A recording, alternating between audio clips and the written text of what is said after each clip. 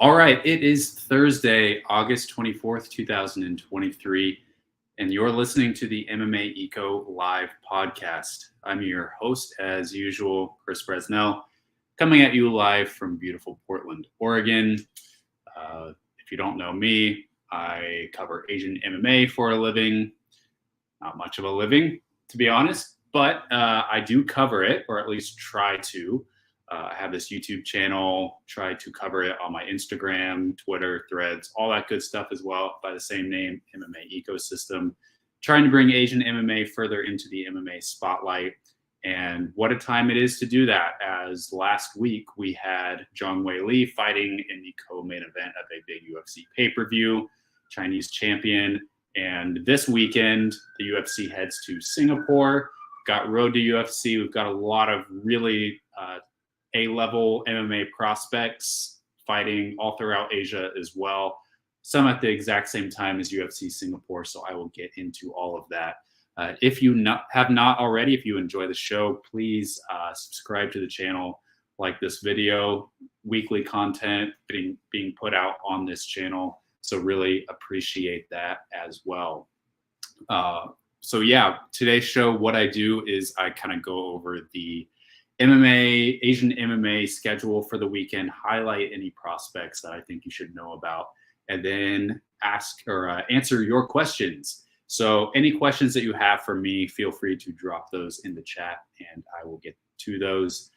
Keep it kind to your fellow podcast watchers, listeners, and let's get going. We got a lot to do. I first want to touch on this last weekend in Boston. Zhang Weili defeated Amanda Lemos by unanimous decision, and it was a very one-sided 5-round beatdown, to be honest. Basically, everything that I and many other folks in the MMA media had predicted that Zhang Weili should stick to in her game plan, she did exactly that. She utilized her grappling. She was very active with both takedowns, but really bringing out the best of her offense on the ground. And I recorded, or tried to have a little bit of a live reaction video to UFC 292. I had some technical difficulties, so I ended up actually just deleting the whole video because it was pretty terrible. But in the future, I think I know what I need to do to make that a little bit better. So yeah, I will have that, or I will hopefully be able to do those more in the future. Sorry, this espresso, I'm always talking about what I'm drinking. This is Doctor's Office espresso from earlier this morning. So really, it's actually not bad, but yeah, it's very cold. Man. All right. Well, there's that. But yeah, so what more can you say about Zhang Weili's performance this last weekend? Extremely dominant. What better way to neutralize your opponent's weapon than to not even give them an opportunity to use it? Zhang Weili taking her opponent down, and I believe in every round, I think round 3 or 4, I think it was round 4, was maybe the lone exception. A lot more striking, more of a successful round for Amanda Lemos, but overall just pretty much total beatdown for Zhang Weili. Yeah, she looked amazing. Looked like she was in great shape. Looked like she might have slowed down a little bit in that 4th round where Amanda Lemos came back and gained a little bit more ground, but then came back with a second wind in round 5 and inflicted some of the most punishing damage of the whole fight. So really impressive, really hard to do that for anybody to be that active for 5 rounds, to take your opponent down over and over and over again. So yeah, it's amazing. When Zhang Weili came to the UFC, she was billed a little bit more of like a Sonda striker.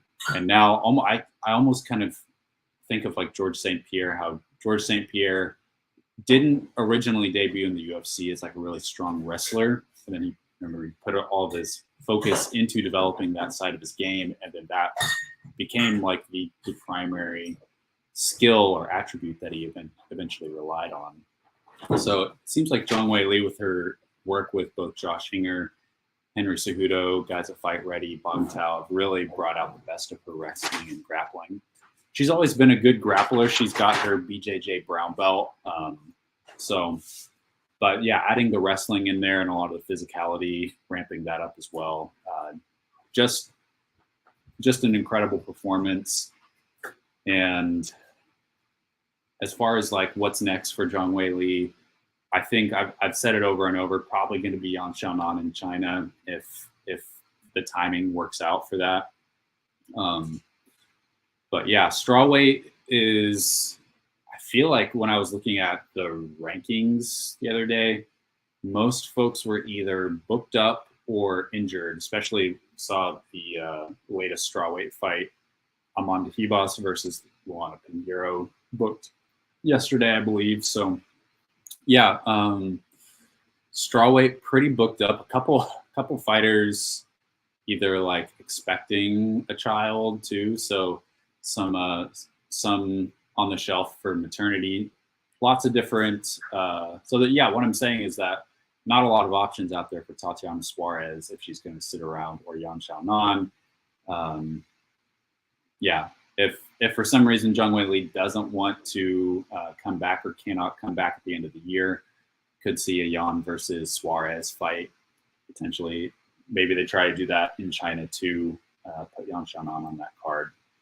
Honestly, that could be a pretty solid main event if Zhang Weili can't make that date. The target is for December, but you know, maybe they could push it back a month if they needed to.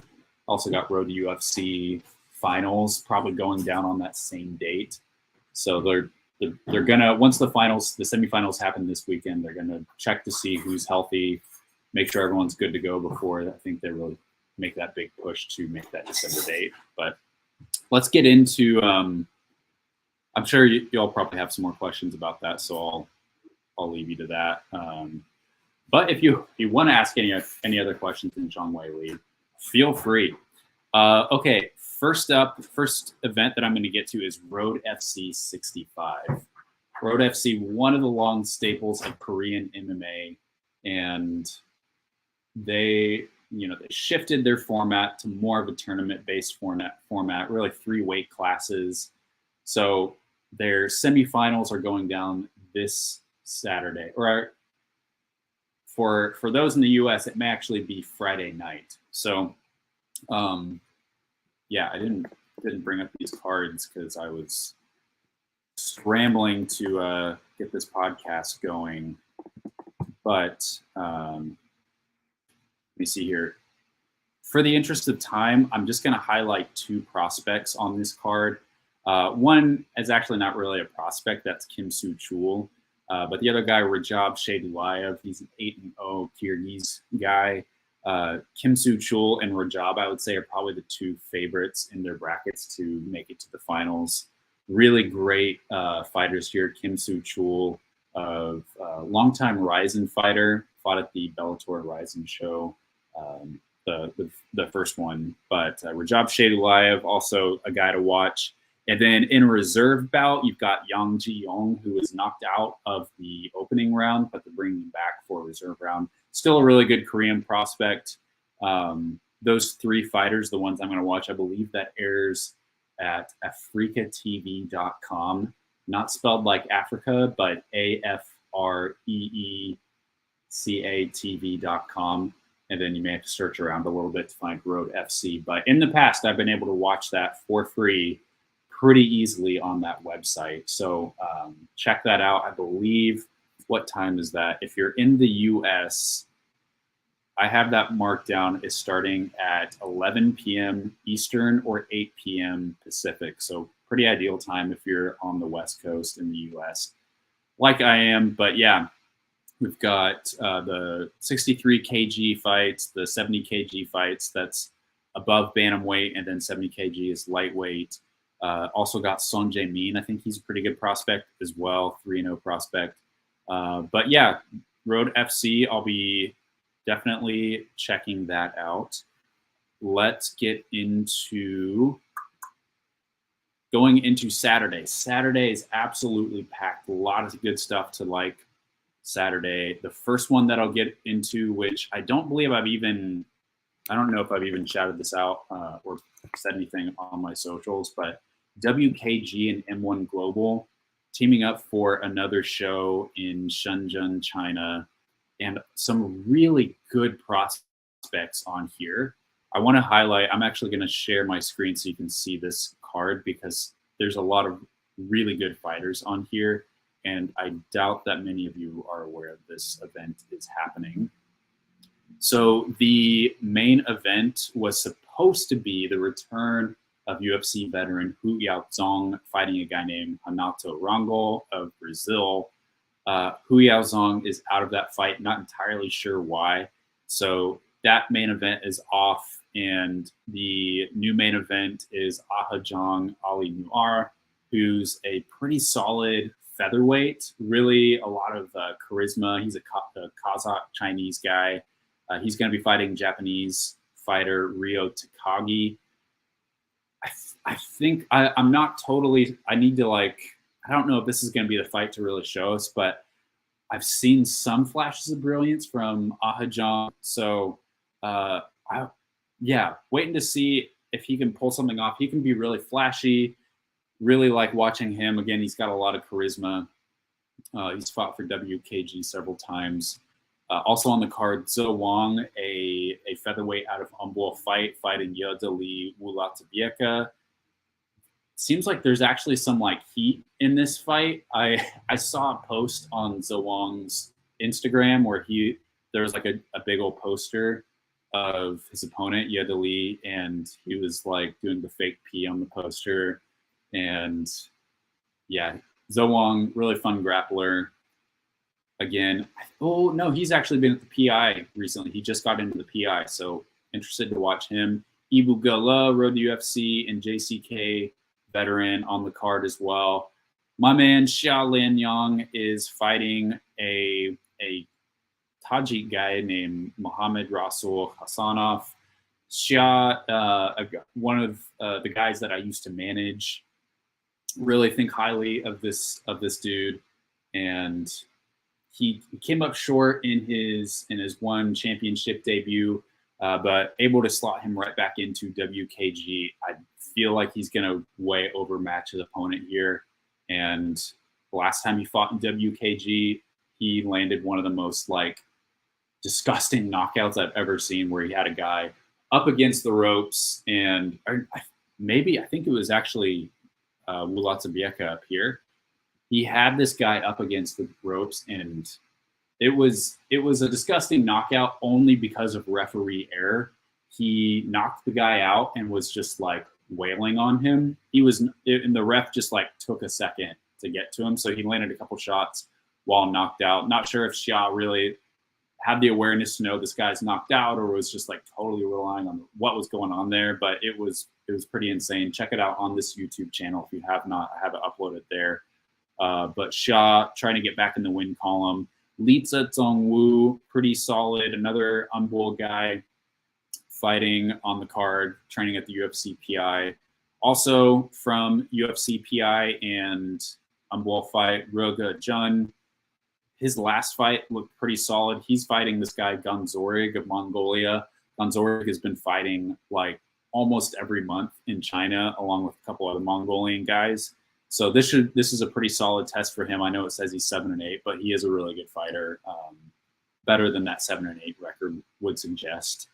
I believe he was in the main event of the WLF versus Mongolia event that they had, where he fought against Huang Yele. And surprised to see him back in action. It looked like he had something like the stoppage in that fight against Huang Yele was some kind of like jaw or tooth malfunction injury. So surprised to see him back. Hopefully he is actually healthy. But yeah, and then opening up the card, you got Li Muha, who fought really well in JCK, had a pretty rough return back to action last month in the Mianing Torch Festival. But yeah, he is back as well. At least as far as I know, that fight is still on. All right, so that is WKG. Let's get into JCK. I'm just going to cover this real briefly. Basically, in this event, there's just a couple fights in this event that I think are worth mentioning. The main event is worth mentioning for Aziz Kadirov, a Tajik guy that trains out of China Top Team and also the UFC PI.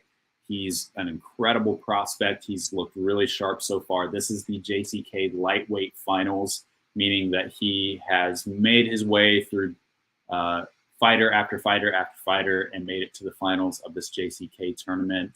He very well could be in the UFC within the next 6 months to a year. I know that his team is really pushing hard for that. And he was supposed to fight a different opponent, Aijaka Akinbieka, but this week Akinbieka withdrew from the fight due to injury, and now he's fighting a Kazakh guy, Jai Dar Kaha. So I think that Aziz should cruise here, probably get a stoppage. He's gonna win 1 million RMB unless something wild happens in this fight. But Jai Dar was supposed to fight Ali Mulatbieka in the same event, but with Jai Dar pulled from the fight, Mulatbieka or Muratbek not going to be competing at this event. Some might say, well, why didn't they choose Muratbek to fight Aziz instead? Well, it's because they just fought like 2 months ago, and Aziz won a decision, so that they're not going to do an immediate rematch. I think it's smart there. Other than that, the only other fighter from this JCK event that I would mention is Gushi Pengchu, who is an undefeated guy out of Hamburg fight. He is fighting in a one-night bantamweight tournament, so got my eye on him. He's fighting a guy who's like 0-6, at least in the opening round. So probably expecting him to win that JCK contract in this one-night bantamweight tournament. All right, now let's hop back into screen and take a look at UAE Warriors. UAE Warriors is such an interesting promotion, right? Like, it feels in some ways like there's almost no long-term vision from UAE Warriors. It seems like in a lot of ways, it's almost like an international LFA where you have fighters just dropping in for a fight or two. Sometimes you have a fighter like winning a belt and then sticking around to defend it. We definitely saw that with like, well, who was it? Ali El-Kaizi and Austin Arnett. That was a pretty fun series that they had going there. But other than that, like, you just see fighters just kind of drop in, and I just wonder like what's really the point of this organization, or like what's the long-term goal. They've got their Arabia and their Africa series, where that you see fighters kind of stick around a little bit more. It's more focused on developing fighters from Africa and the Middle East, which I think is really awesome and definitely needed in the global landscape of MMA. But these international cards often feature a lot of top international prospects, but again, it kind of feels a little bit like the LFA to me. So, and maybe that's what they want. Maybe that's what they're there for, is just to like help give fighters that one, like either give them the like international exposure that they've never had, or give them that like last step up to a bigger promotion. So let me share my screen here and I will show you this UAE Warriors card because it's pretty good. All right.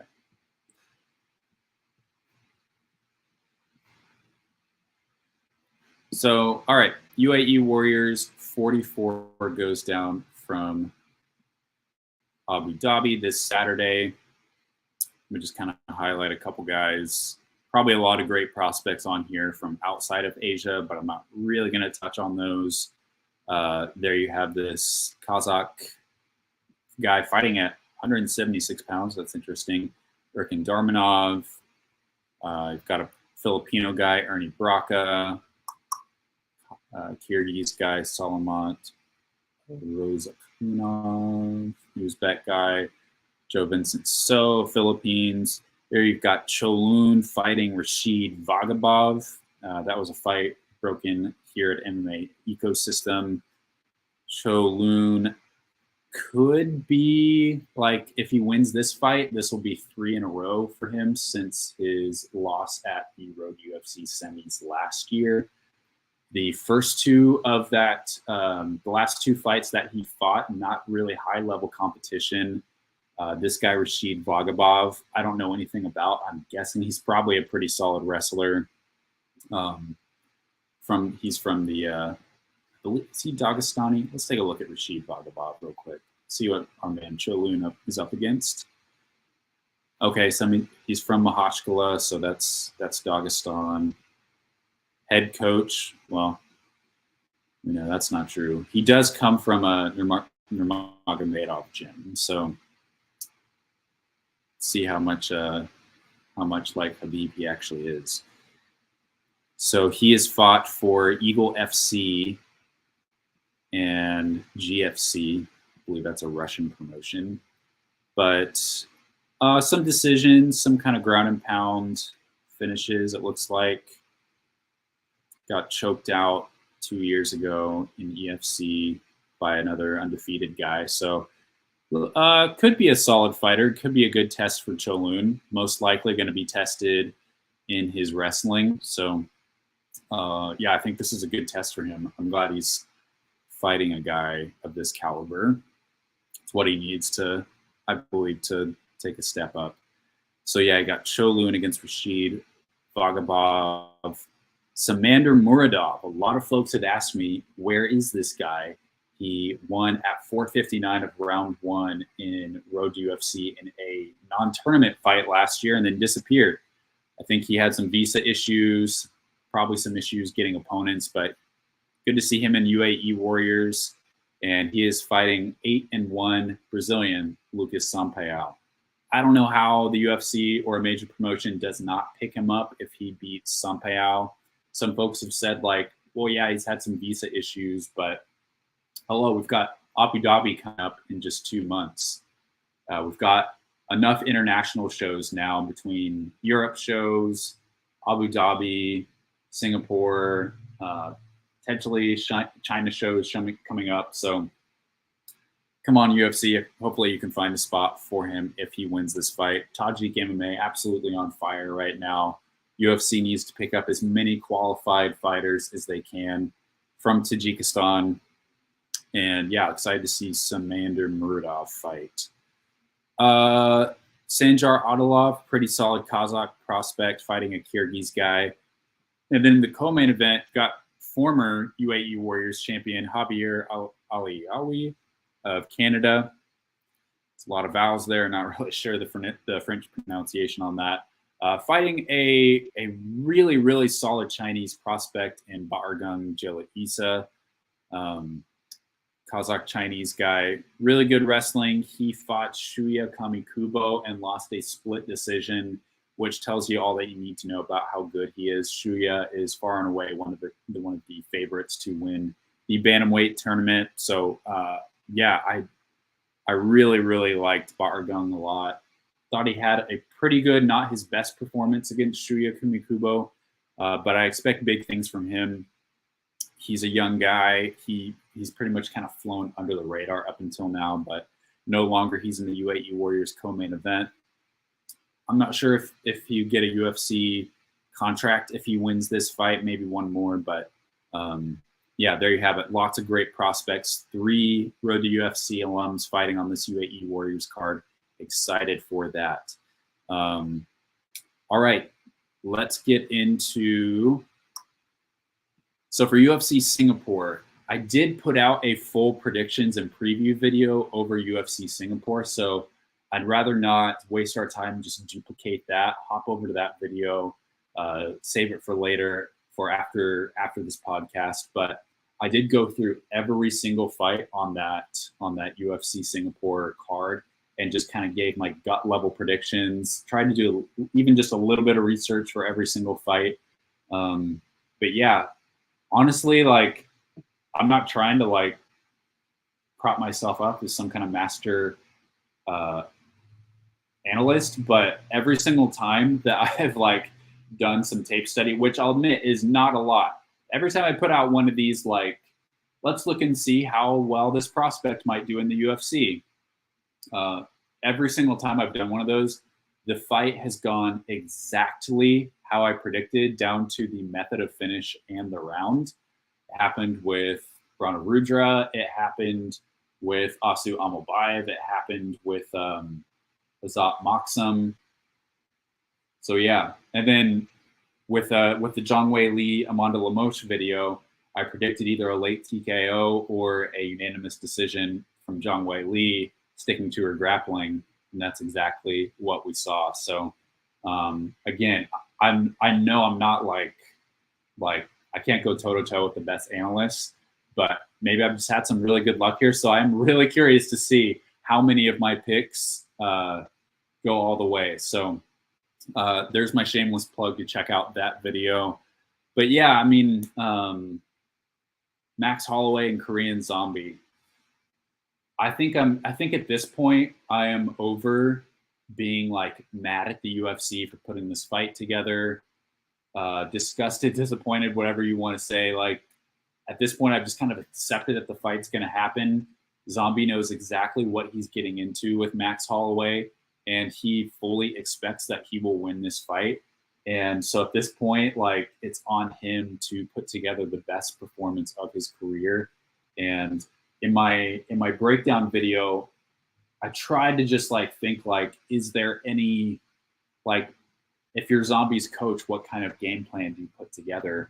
And the two sort of leads that I had, even if I'm not, I definitely did not say like, this is how you beat Max Holloway, but I was just like, man, like, either stick to your grappling or try to take Max out like really hard early. Just go, really hard in that first round and try to stun him with an overhand right, an uppercut.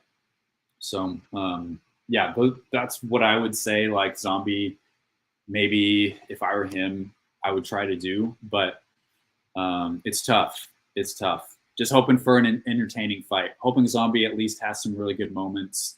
Would be absolutely amazing if he were to win this fight. If he loses, maybe he'll retire. Trying to read how he's been interacting this week. He's been asked about that from the media in Singapore, if he is going to retire. And it sounded like his response is, well, I kind of have to see how this fight goes. So I imagine if he gets knocked out, like if I'm him, maybe he makes that decision right then and there in the cage. I honestly, I think it's smart to like, I don't know if like instinctual decisions about your whole entire career are necessarily wise. So personally, I would prefer it if he didn't retire in cage, even though that makes for a more picturesque moment where he gets applauded by the fans, he gets to leave the gloves in the cage, all of that. If he has not already decided that before this fight, like other fighters have, like Frankie Edgar did, like Robbie Lawler did, then yeah, I don't know if you want to make that decision like right then and there, because yeah, it's your career you're talking about. So, but yeah, otherwise excited for Rinya Nakamura. Excited for the Billy Goff versus Kinoshita fight. I think that should be a really fun fight. Excited for Alexeychuk versus Njokuani. That should be really entertaining. Really excited for Aaron Blanchfield versus Tyler Santos. Tyler Santos poses some really interesting questions, but I think if Aaron Blanchfield sticks to her striking, I think she should be able to get the job done. I could find a knockout there. She's over-delivered and overperformed, and a lot of times she is struck. I remember I was cage side when she fought Victoria Leonardo in Invicta FC and knocked her out by head kick. That was that was like so shocking. One of my favorite moments watching a fight live. But yeah, don't be surprised if Tyler Santos manages to beat Aaron Blanchfield by some form of like clinch or grappling. But yeah, I'm still picking Aaron Blanchfield here. I feel like I'm getting sucked into like making predictions, but I'm just really excited for this event. Smith versus Spann could be really interesting. First fight was really chaotic, so Gosh, Chikadze versus Caceres, that should be a lot of fun. Check out my predictions and preview video for a deeper dive into all those things. I go into every single fight, all the records, make picks, all that. So check that out after the fact. Okay, let's get into Road to UFC Semifinals. I haven't really covered this a whole lot in my social media just because I had a lot of things going on. It's a really crowded weekend. Kind of been focusing on UFC Singapore a little bit more. But I do want to go through these and just offer up some picks that I have. I actually wrote down these picks as soon as the opening round was over to kind of like, since as those fights were kind of fresh. So for flyweight, we've got Jinyu Shiryev fighting Choi Sung-gook. That is a really interesting fight. And I think most people probably siding with Choi Sung-gook there. And I'm like tempted to pick Jinyu Shiryev here. Just like if you were to ask me what's one upset from these Road to UFC semifinals that I feel the most confident about, it would be Jinyu Shiryev beating Choi Sung-gook. Jinyu Shiryev has pretty good wrestling and a really solid top game. Choi is pretty good everywhere, but doesn't really stand out in one particular area. And like we saw when he fought Sumit Kumar, like Sumit pressed him really hard in his wrestling and was able to get Choi down on occasion. So I wonder if Jinyu Shiryev might be able to. He's got a lot of tape on Choi. He's fought so far 4 times, each fight going to a decision in Road to UFC so far. So he's got a lot of tape on Choi and a lot of great support with the UFC PI in Shanghai. So I'm like forcing myself to pick one upset from this whole entire event, and that's my upset is Jinyu Shiryev beating Choi Sung-gook via decision. The other flyweight fight, Mark Klomako fighting Ray Tsuruya. I've just seen more of Mark at a high level, and Ray is absolutely like one of the best Asian prospects right now. He absolutely could win this fight, but I just feel a little bit more comfortable picking Mark Klomako. I think he's a little bit more technically sound everywhere, and so I'm going to side with Mark Klomako there, which would set up a Klomako versus Jinyu Shiryev finale in my picks. Bantamweight, I think Shuya Kamikubo should beat Xiaolong with not too much difficulty. Xiao, almost like Choi Sung-gook, is one of those guys that is good everywhere but doesn't really stand out anywhere, whereas Shuya is a really good grappler. And sometimes we've seen Xiao taken down in the past and put on his back. So I think Shuya should win this fight. So bank on that. And then Dar Misi versus Lee Chong-ho. That is in a lot of ways, a pretty tough fight to pick. Dar Misi before this fight or before this tournament had flown pretty under the radar. Not for me though. I knew how good he was.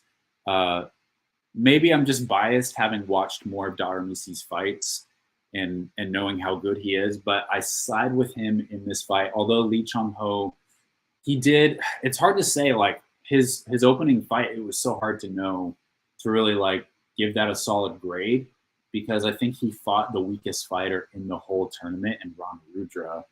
So like, yeah, he looked really strong, but fighting the weakest guy in the whole tournament. So how much stock do you give that? I feel a little more comfortable picking Dar Misi here, although Lee Chong-ho, definitely a really strong opponent.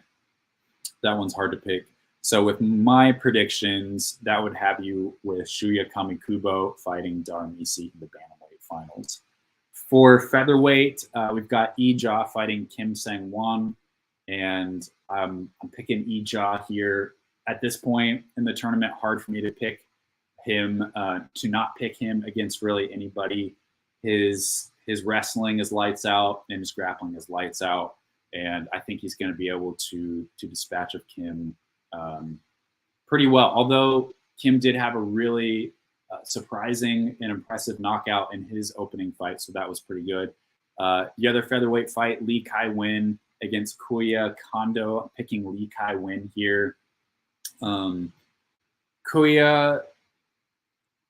like he looked okay, just kind of like barely slipped by Ibugula, but Lee Kai-Win, I think, man, he's another great prospect. We'll see if Kuya is able to grapple with him much, but I think Lee Kai-Win, pretty physical guy. I think he's going to have answers for everything Kuya Kondo has. I think he's going to get this fight by knockout. So, man, what a great, if this featherweight finale happens, which I feel more confident in this one happening over any other of the weight classes. Ija versus Lee Kai-Win. It's a really great fight. Although both those guys do right now train at the UFC PI in Shanghai. So that would be kind of a teammate versus teammate fight. So one guy would probably have to not train at the PI for that. At lightweight, we've got Rong Ju fighting Kim Song-Wook. Picking Rong Ju there. He's just a way more proven guy, fought in high quality competition and looked really, really sharp in his last fight. And then you've got Shin Haraguchi fighting Bate Bull. I'm gonna lean towards Shin Haraguchi here, although Bate Bull is one of those guys that is really, I feel like, commonly slept on. He is getting better and better in each fight, and I thought he looked pretty good in his last fight, and I think he could surprise some folks with how good he looks in this fight with Shin Haraguchi. So this fight is harder for me to pick than maybe it is for a lot of people, but Shin Haraguchi really is one of the best prospects in this tournament in all of Asia as well. So I'm gonna pick Shin Haraguchi here based just off of what I've seen, but yeah, I think his wrestling is gonna win the day here. So with those picks, that sets up Shin Haraguchi and Rong Ju in the finals, which would be amazing. Which I realized, like, I know my Korean MMA fans are going to be mad at me because that leaves out all the Korean fighters, which makes me a little bit sad if that's the case, that we don't get any Koreans in the finals. But Choi Sung-gook, really good chance. Kim Sang-won and Kim Song-wook also could definitely punch their way there. So would not be surprised about that. So yeah, there you have it. That is Road to UFC. The picks that are coming from me, I will be covering those, getting up at 1 a.m. here on the Pacific Coast. Hopefully I can stay awake, but yeah, I'll be up the day before at 2 a.m. to cover UFC Singapore for Tapology. So yeah, it's gonna be a lot of naps this weekend, that's for sure. But looking forward to it. A few other things, just kind of some odds and ends here. I said MFN rumors there on that banner, but I have been hearing rumors for Matrix Fight Night 13 going down end of October.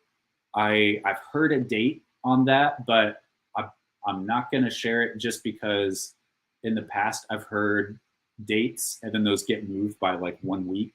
So I've heard that's going down end of October. I have heard of a honestly pretty big fight planned for that Matrix Fight Night 13 event.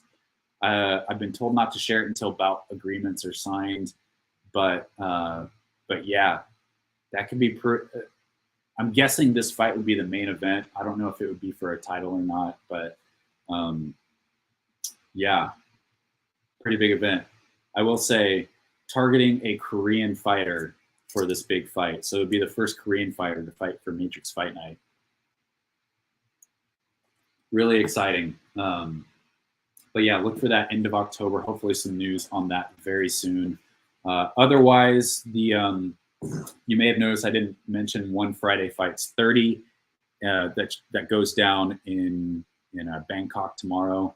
That is because, as far as I know, both of the MMA fights have been canceled. I heard that the MMA fight, that there'd be no MMA fights this week and next week.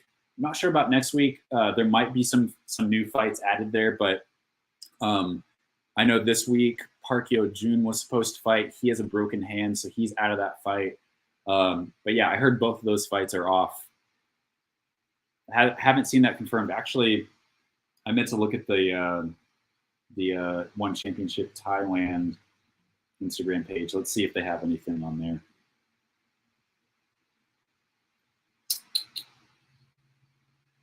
All right.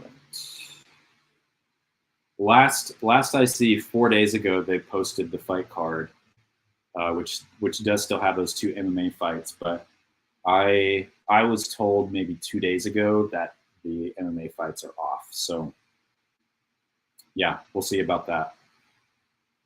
If they manage to scrounge together some last minute MMA fights. But yeah, so that is some odds and ends from me. Looks like y'all got a lot of questions. Excited to get into those. All right. Do you find it weird? Weili still got the performance bonus. I was concerned she wouldn't get it because of no finish, but good for her.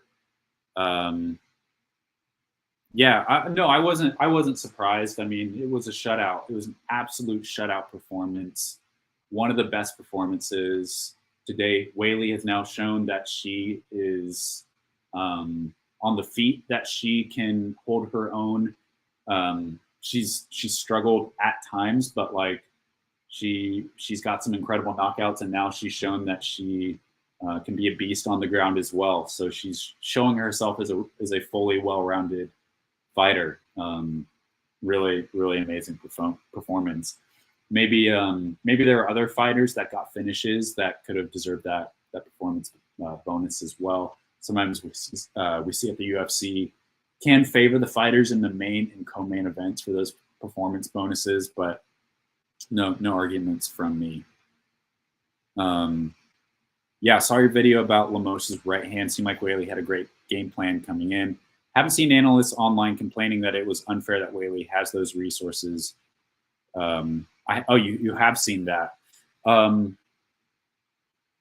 don't know why that would be unfair. I mean, who's to stop anyone else from doing that? But yeah, I mean, you said it. She had a great game plan for that right hand. She didn't engage in any brawls. She didn't throw hard. I don't think she really threw any combinations in that fight. So I think she really minimized her weaknesses against that right hand. And Lemos did land it a few times later in the fight, but a few times over the course of 5 rounds, when that's her biggest strength, I think is pretty good. So yeah, really impressive. Really impressive. Do you think that Zhang Weili's striking has stagnated? I say that as a fan of her, so it's fair.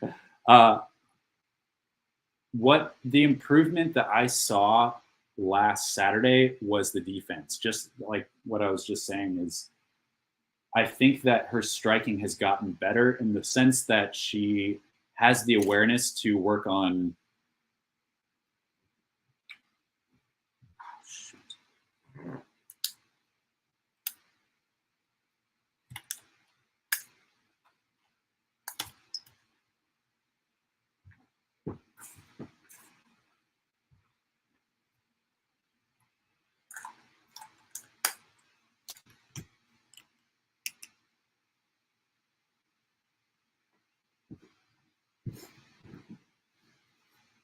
All right, we back on.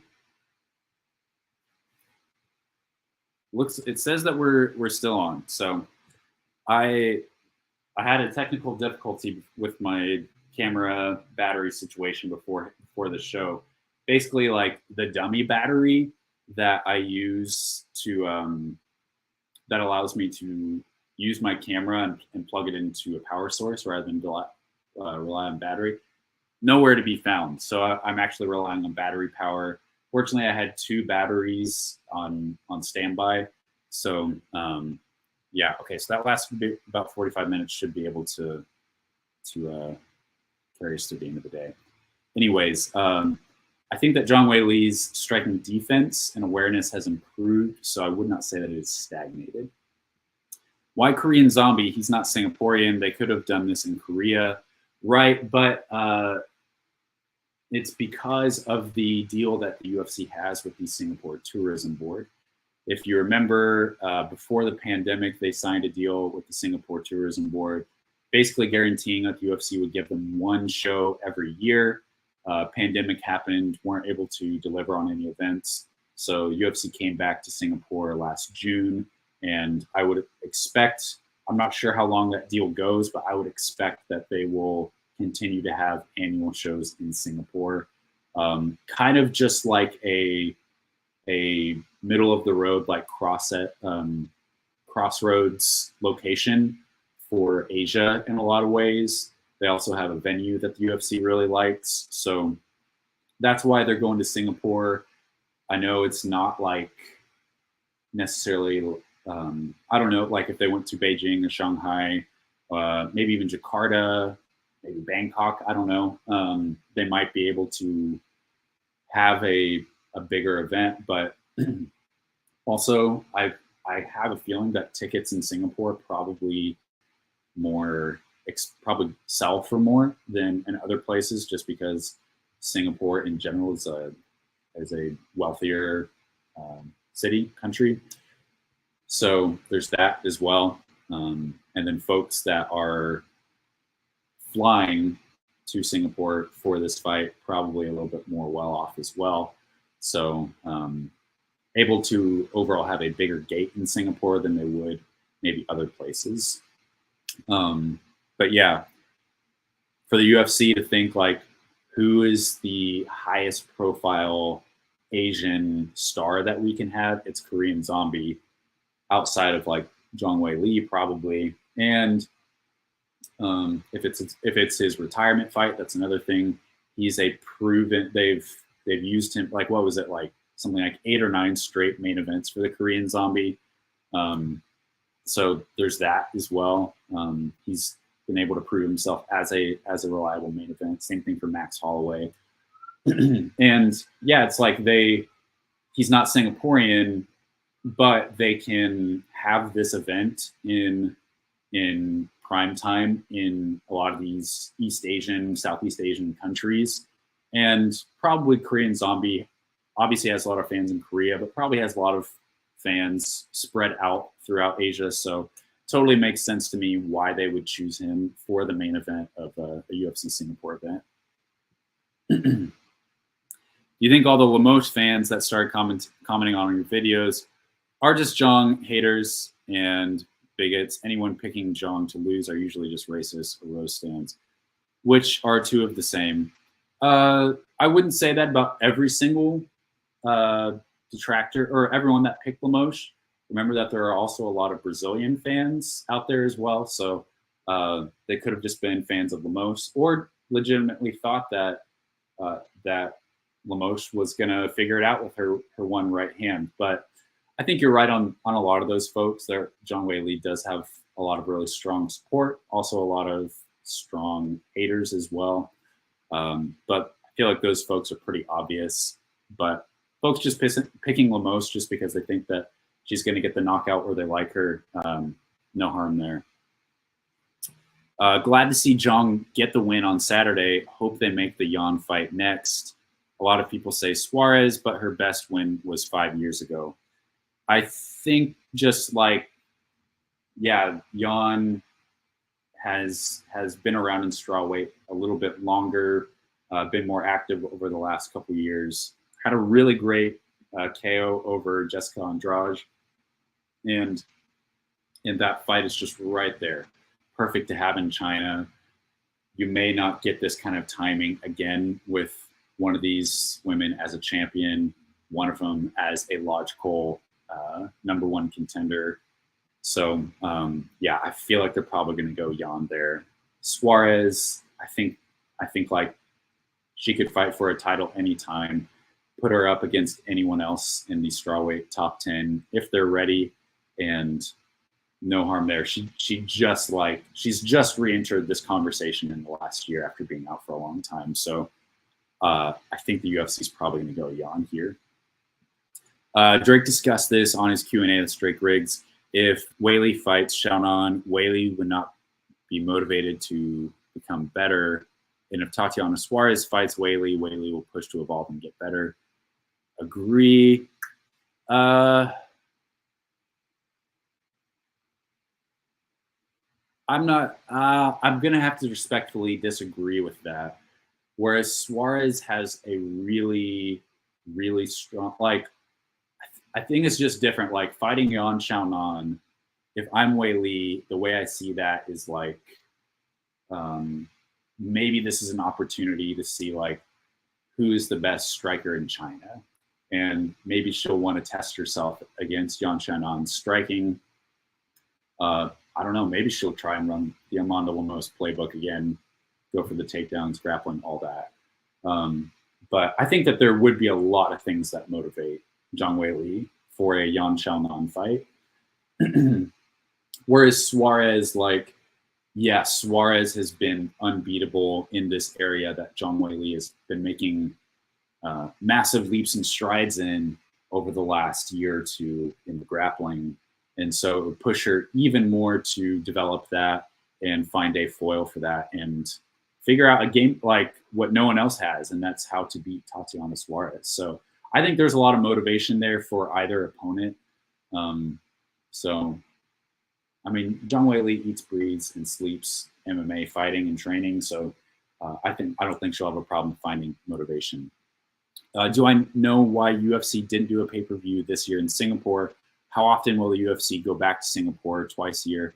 Probably once a year. That's what their deal is. I'm guessing why they didn't go back as a pay-per-view could have just been scheduling of like, we like going to Singapore in the summer, and this summer we want to go to Boston.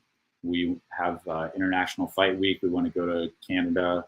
And then maybe just like, they could have easily, I'm guessing, just moved Zhang Weili to be the main event in Singapore instead of co-main in Boston, but probably just wanted to like beef up that Boston card a little bit more and put 2 title fights on there. There may not have been another title fight that, I mean, you see, like, you look before and behind, like the July pay-per-view, they had, the first July pay-per-view, they had Volkanovski versus Rodriguez, which is a big fight. A really big fight, but not like a massive blockbuster Conor McGregor, John Jones level, Ronda Rousey tier of pay-per-view for their International Fight Week card. And then they had a flyweight title fight for their co-main event, which was excellent. I really enjoy those, but that wasn't necessarily like people are going to tune into this pay-per-view to watch the flyweight title fight. And then you saw late July, there wasn't anyone available, so they did the BMF title, literally like a made-up title. And then you look at September, so August and then September, that UFC 293 pay-per-view is looking rough, guys. Granted, they've had a lot of injuries, a lot of fighters fall out. They were banking on Adesanya versus Dricus du Plessis, but du Plessis injured. Yeah. So kind of a hard time to book a lot of title fights in pay-per-views. So for them, I think they were just like, first time going back to Boston. Dana White loves Boston, kind of sees it as kind of like home field for him. So I think they just wanted to beef up the Boston card, and with that, it was just like, yeah, we don't have anything big for a Singapore event, so that's why they did Zombie versus Holloway. But yeah, I'm totally okay with it. If you were to coach Xiaonan, oh Lord, we know that would be the worst. Against Weili, what kind of game plan would you give her, understanding that Yan is outgunned skill-wise everywhere? I so hope this fight gets booked because personally, I just really want to make a breakdown video on this. I want to get into the weeds and make like a 45-minute long video of Zhang versus Yan, even from that perspective of like, because I think most people, and you all, I say this because you all have kind of asked me about this, but like, yeah, what real advantage does Yan have over Zhang Weili? In her last fight, she showed that she has knockout power. I think if I were Yan, I would try to lure Zhang Weili into a brawl. That's what I would try to do. And Jan lands at a pretty high volume. I think if I were Jan, I would try to exploit a couple weaknesses in Zhang Weili's striking and be able to, just fight fire with fire and lure into that. Maybe even get a knockout, or at very least win a couple rounds against Zhang Weili. That's what I would do if I were Yan Xiaonan. I think grappling, you're out of your league a little bit. So, but yeah, I don't know right now what I would specifically do and specifically target of Zhang Weili versus Yan Xiaonan, but I will totally get into that. Totally. Do you know if Weili will get a better contract? That's a good question. I'm not sure where she's at in her contract right now. I need to look back and see when she signed her last contract. But yeah, might be kind of hard to find out that information since she is not with like a major management company, kind of like self and team managed a little bit. So that information may not be out there. Kim So-chul also a one champ a while back. Is that right? Gosh, I think I remember that like forever ago. Gosh, I have such a hard time remembering stuff like that. Even though one has only been around for like a decade, a little over a decade. Hard for me to remember that. Why not just have Weili fight at 125 just to make the haters mad? She could definitely do that. Like, you know how like big she is at 115, how physical she is. She could definitely do that. That would be really fun to see, like a Shevchenko versus Zhang, or even a like Alexa Grasso versus Zhang. Would love to see Grasso like.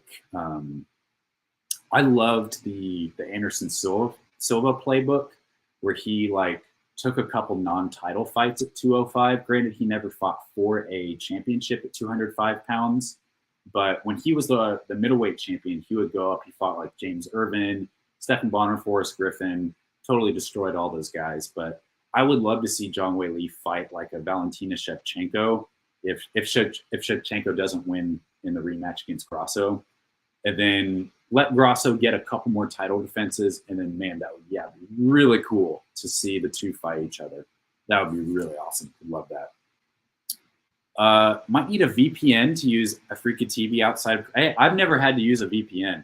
I have watched multiple Road UFC events live on that website with no issue, not having to pay a dime. So not sure what that's like in folks in other countries, but yeah, for sure. Weili has such a huge game planning edge over the rest of the division. Can you think of any other girls that can adapt their game plan specific to their opponent? Seems like they're going to try and do what they're good at and hope it works, whereas Weili would change tactics from fight to fight. Yeah, I would say I think Rose Namajunas generally has like, I think she usually plays pretty intelligently against her opponents. Some of Zhang's opponents have not always had the best of strategies, or like you said, kind of just like relying on their one thing and hoping it works. It was like that with Carla, and I would say with Lemos. Jessica Andrade, probably just like she got lured into a firefight and paid for it. Yeah, I think like. I think Jan could do that. She has some pretty good coaching. But yeah, Jan, Rose, Tatiana Suarez, where she's just like has been unbeatable at what she does well. It's almost like she doesn't really have to like craft this masterful game plan just because she knows she can get people to the ground and submit them. So yeah, would really be interested in that. Yeah, looked up Umbo Fight Club. It's got some high-level fighters hailing from it. What is their training system like in China that separates them from the rest of the gyms? Well, they start early, right? Kids training MMA, going pro as teenagers, They also, Umbo Fight will also like sort of sponsor. I'm not sure what it is, but like they've had fights, like pro level fights in their own gym.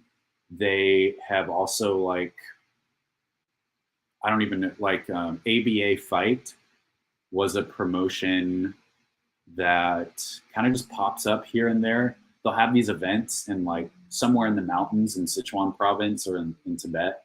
They'll have these events where they just load the card. So I think that what I'm getting at with that is that they sort of like, they keep their guys busy and have control over that. So that's one thing. And they really like, there could be some questions over the matchmaking of that, of like, isn't that a good way to just prop up a bunch of can crushers? Could be, but I think overall they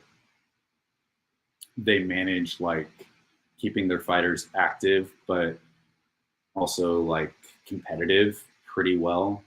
So yeah, I think I don't know a whole lot about their coaching, to be honest, and what that's like. But yeah, I need to ask around a little bit more of that. I know a lot of folks that are like work with them or could connect me with that. So yeah, definitely. Was Moon Jae-hoon already eliminated from the Road FC tournament? I don't think so. I thought, yeah. Oh yeah. He's fighting Yang Ji-yong in a reserve fight. Well, let's just take a look. I can't exactly remember off the top of my head. Let me just pull him up on Tapology here.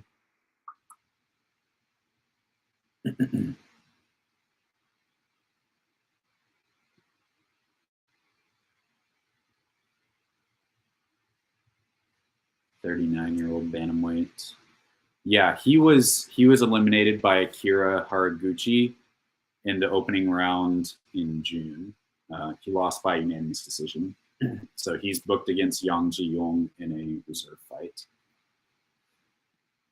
Does it feel great to get to laugh at the people you commented on your video of insulting Weili, which from saying that Lemos would KO her? I mean, folks are like welcome to have their opinion that Lemos would win. I don't really care that much. I just keep rolling, and sometimes silence is the best comeback. Slack said Weili is almost universally beloved except for racists and Rose stands. Do you agree, since it seems like the case whenever people talk about her? I mean, why else would you dislike her? Honestly, what's there to dislike? You like how whenever Weili wins, there's always an excuse for her opponent, or they will say so-and-so beat her easy. Yeah, you do see that a lot. You see a lot of excuses for like this person, kind of like what I just said of like Andrade had a bad game plan, got pulled into it, wasn't smart. Other people, one-dimensional. Which, you know, Weili is just, she's fighting the best that the UFC can give her. She's fighting number one content. Like, that's more of an indictment on the division than her skill. I mean, she's looked pretty dominant in her last couple fights. So the proof is right there.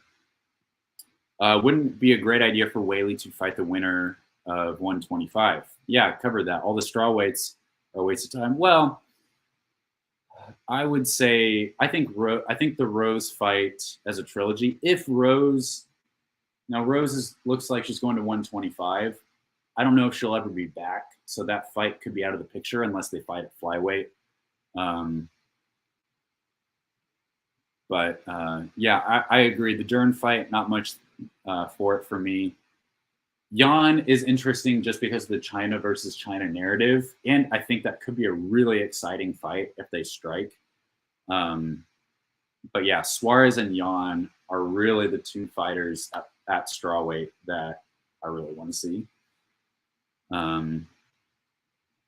Yeah, I wouldn't say that she's cleared 115 just because of those two names, but it's getting a little closer. Let's see. Yeah, I saw Weili holding the Slack logo.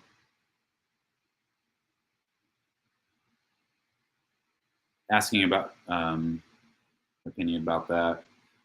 I mean, I don't see any issue with that. Yeah. Heard some people say Rose can beat Weili without any effort. Well, they did go to a split decision, so there's that. The UFC won't book the third fight because they know Rose will beat her. Have you seen this take? I haven't. Rose went to 125, and I heard that like her recent activity was something more on her end, not because she didn't want to fight Weili. So I think that she was just wanting to go up to 125. I think that's the main reason. And yeah, asking about why not, I agree. I agree with you. I think that there's still a little bit more to do before she's effectively cleared out the division. Do I think that Weili wrote the book on how to beat Lemos? If other strawweights saw the performance, they would try to replicate it. No, I mean, grapple her, wrestle with her. It's honestly like, I think if I could pick up on that beforehand, then I think a lot of people could. I don't think it's like some big secret or like she's cracked the code. It's like literally just like be a really good wrestler and grapple. But yeah. Max Holiday of Making Out Day. Hello, Chris. You lost me on that one, but hello to you too, sir. I doubt Weili knows who some random YouTuber is. I mean, she knows who Slack is. Slack is not a random YouTuber. Who will be your next training system review, or what gym are you thinking of doing? Umbo seems like a good gym to look at. Not sure yet. It's definitely that video was the first of a series for sure. So I will do more, but haven't decided on my next one yet. Kind of working out my calendar schedule for the spring right now. What do you think of better saying that Weili looked nervous in the face-offs against Lemos and then changing their bet to Lemos? Hope they lost a lot of money saying face-offs don't reveal much.